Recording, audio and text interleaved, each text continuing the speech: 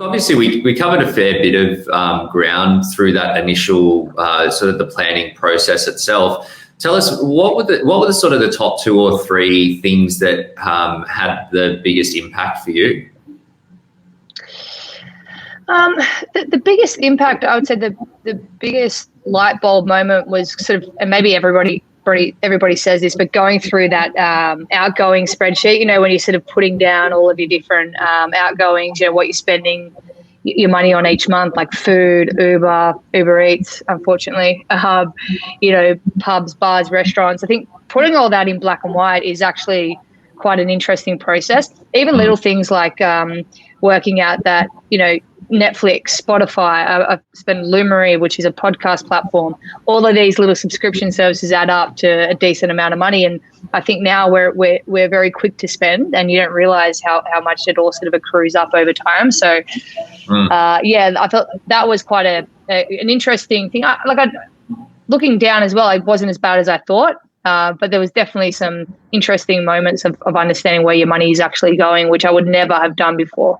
I would have a gut feel, and a lot of the time your gut feel is completely wrong.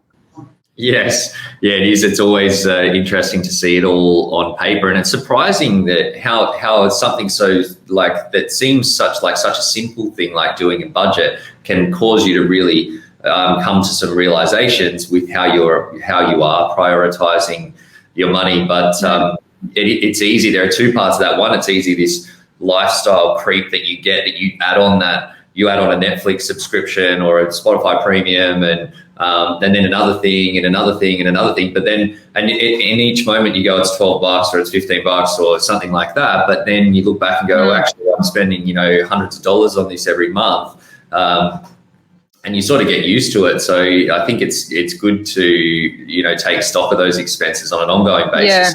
Yeah. Just make sure that you're getting real value for money from them. It's not to say that you have to get rid of those services or reduce your Netflix subscription, but it's just about the awareness of okay, cool. I'm actually, you think it, like you said, it creeps up. You're adding things here and there, and then all of a sudden it's $100, $200 a month or something like that. And it's just more about awareness and education. Yeah, I know for me that, and the other part of it is, and you know this working in tech, but these companies make it so easy for you to spend. No, we don't.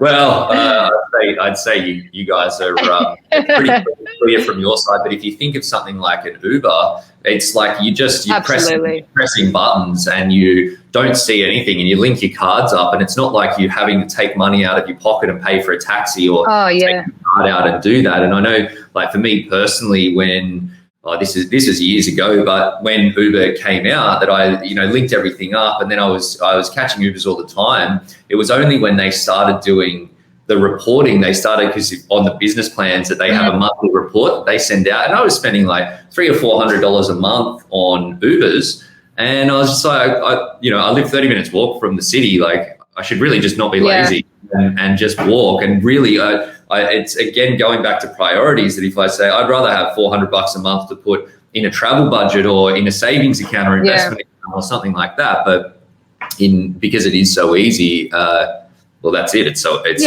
You're a little bit oblivious, and you're a little bit oblivious as you go through that. I was the same with Uber, actually. I was probably a year ago, I ended up buying a Vespa to try and to curb some of that. But just Uber all the time, just not necessarily lazy, just probably lazy. Just Uber here, Uber there, not thinking. And then over a weekend or a midweek or something like that, you're spending hundreds and hundreds of dollars. Yeah. It is very, very easy.